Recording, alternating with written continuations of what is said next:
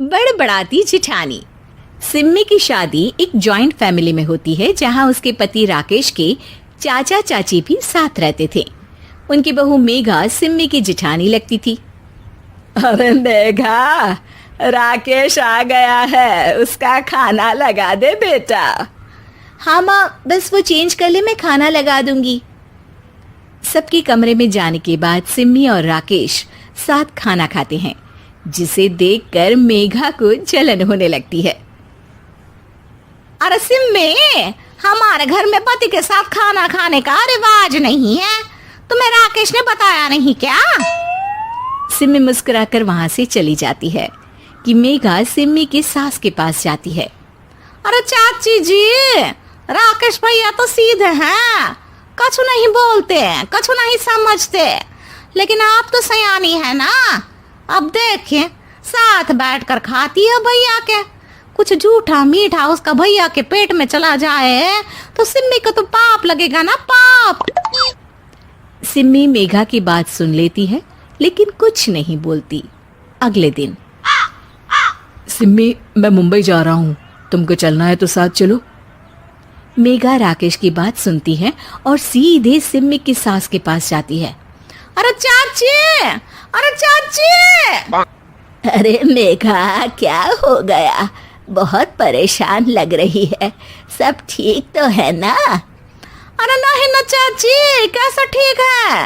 राकेश भैया मुंबई जा रहे हैं, आप तो जानती हैं कितने सीधे हैं, इतनी दूर जा रहे हैं, कहीं कुछ हो न जाए। अरे नहीं नहीं, मैं नहीं जाने दूंगी उसे।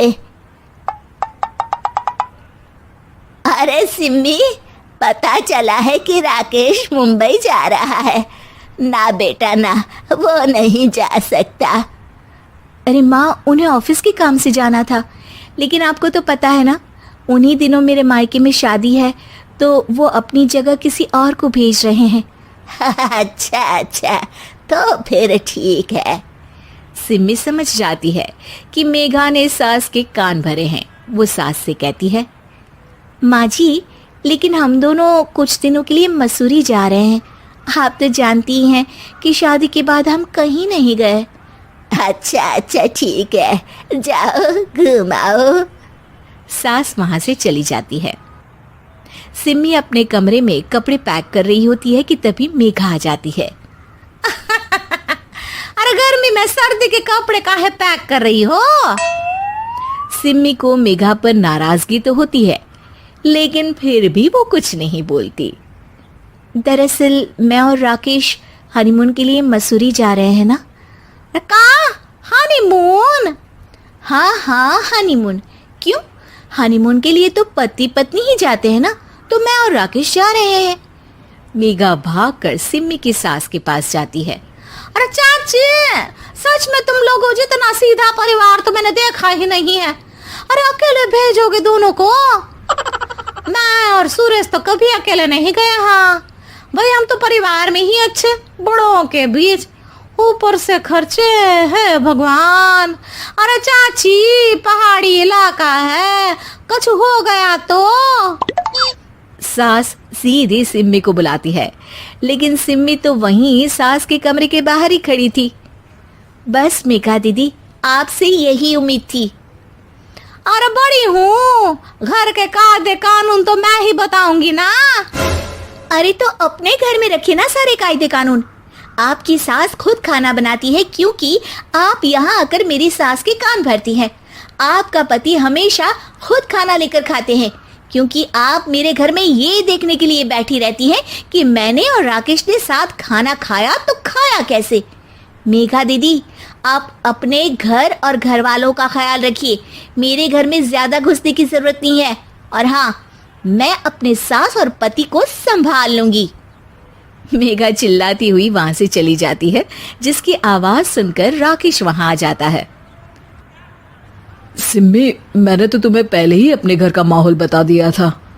हाँ राकेश, तुम्हारे घर का माहौल बहुत अच्छा है, लेकिन बाहर से कुछ लोग आकर इसे खराब करना चाहते हैं, जो मैं नहीं होने दूंगी।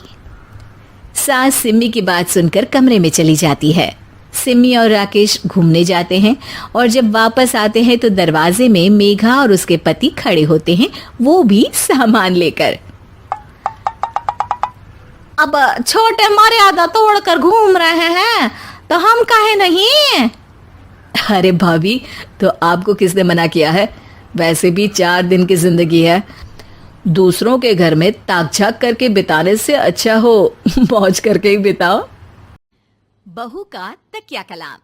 सिद्धि की एक आदत थी, उसे इंग्लिश के शब्दों को अपनी हर बात के बीच में बोलने का बड़ा शौक था, खास तौर से स्टॉप।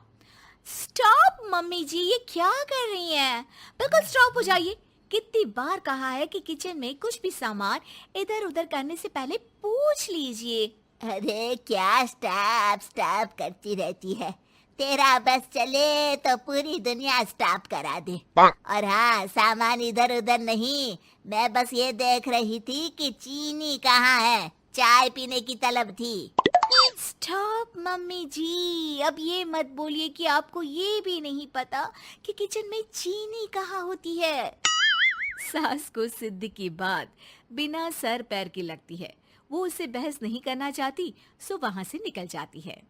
सिद्धि कमरे में। स्टॉप, मैं कहती हूँ बिल्कुल स्टॉप।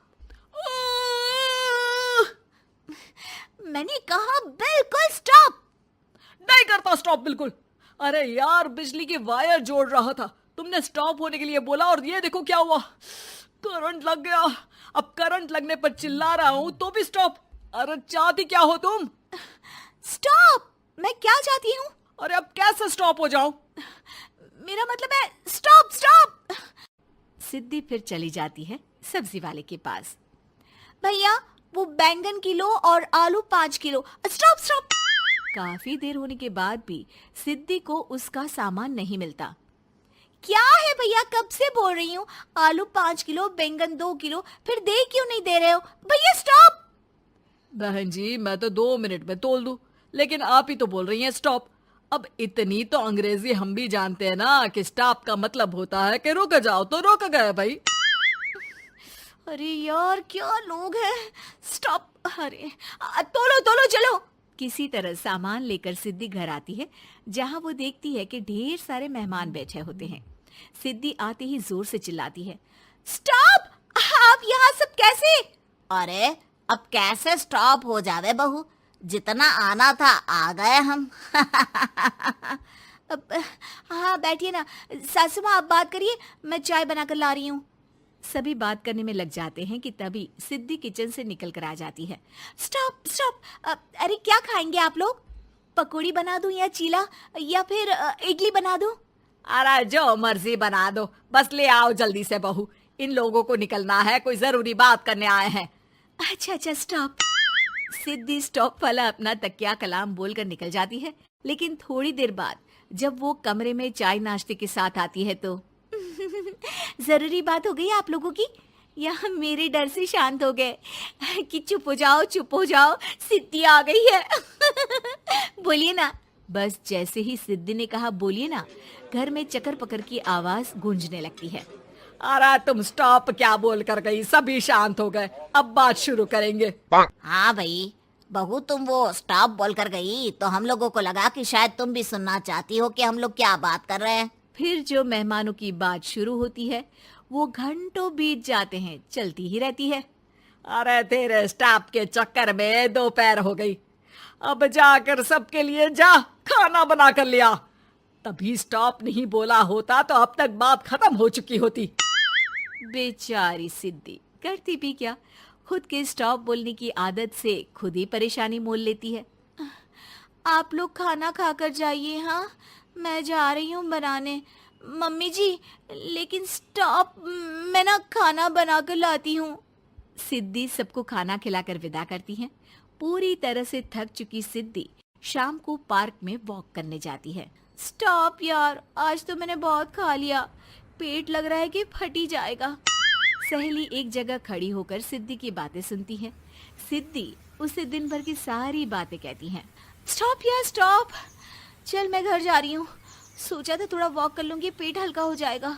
सारा दिन काम कर कर के थक भी गई थी, लेकिन यार तेरे कारण बस खड़ी ही रह गई। वैसे तू पार्क करने क्या आई थी? और यार बड़ी अजीब लड़की है। मैंने कितनी बार बोला कि मैं वॉक पर आई थी, लेकिन तू स्टॉप स्टॉप बोलकर रोक लेती थी मुझे। यार प्लीज अब तू जा, मैं वॉक करके ही घर जाऊंगी। ओ यार वो स्टॉप तो मेरा तकिया कलाम है। घर के सभी लोग सिद्धि के स्टॉप से परेशान थे। वे कभी उसके बोलने पर स्टॉप हो जाते तो मुसीबत आ जाती, कभी नहीं होते तो भी मुसीबत आ जाती। अरे मैं तो इस बहू के तकिया कलाम से परेशान हो गई हूँ। अरे कोई तो उसकी ये आदत हटाए। देखो माँ, ये जो आदत होती है ना, जब तक खुद की जान पर न बन जाए आदत छूटती नहीं।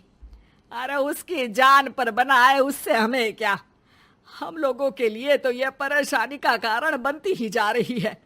उधर सिद्धि खुद सोचती है, अरे यार पहले बाजार से देर, फिर दिन का सारा खाना, और फिर पार्क में मैं टहल भी नहीं पाई। क्या करूं? इस तकिया कलाम के कारण मैं खुद ही परेशानी झेल लेती हूँ। एक काम करती हूँ, आज से सोच समझ कर बोला करूंगी। बहू स्कूटी उठाती है और निकल जाती है, लेकिन जैसे ही वो बीच चौक पर पहुंचती है, स्कूटी फिसल जाती है और वो नीचे गिर जाती है। हाय रे, कोई तो बचाओ, किसने टक्कर मार दी मुझे? कितना दर्द हो रहा है, कोई तो डॉक्टर के पास लेकर चलो। स्टॉप। बस जैसे ही बहू स्टॉप बोलती है, सारे वहीं रुक जाते हैं। बड़ी घमंडी औरत है, एक तो हम बचा रहे हैं, ऊपर से देखो स्टॉप बोल रही है। स्टॉप? कोई नहीं है क्या इस पूरे शहर में? बहू अपने तकिया कलाम की रट लगा कर रखती है। स्टॉप कोई है, कोई स्टॉप। लोग उसकी मदद के लिए आगे तो आते हैं, लेकिन जैसे ही उसका तकिया कलाम सुनते हैं वहां से निकल जाते हैं। तभी कहीं से उसका पति लौट रहा था।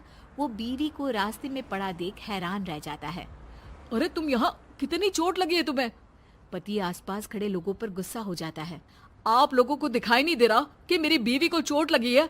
कोई भी नहीं है जो उसे उठाकर बिठा सके? अरे भाई साहब, कोई क्या मदद करे इस महिला की? और इतनी घमंडी है, जब भी इन्हें उठाने की कोशिश करो स्टॉप स्टॉप बोल देती है। स्टॉप! ये क्या बोल रहे हैं आप लोग? मैं पिछले आधे घंटे से दर्द सह रही हूँ। स्टॉप! पति समझ जाता है कि मामला क्या है। वो सर पर हाथ रख लेता है, लेकिन जल्दी ही बीवी को डॉक्टर के पास ले जाता है। ओह, इन्हें तो बहुत ज्यादा चोट लगी है। आप लोगों ने इन्हें लाने में कुछ ज्यादा ही देर कर दी है। रुकिए मैं चेक करता हूँ। डॉक्टर जैसे ही बहू के पास पहुँचता है। हाँ तो मैम, कहाँ चोट लगी है आपको? यहाँ? स्टॉप! डॉक्टर देखते देखते अचानक रुक जाता है। अब भी स्टॉप? अरे नहीं नहीं डॉक्टर साहब, अब तो सपने में भी स्टॉप नहीं बोलूंगी।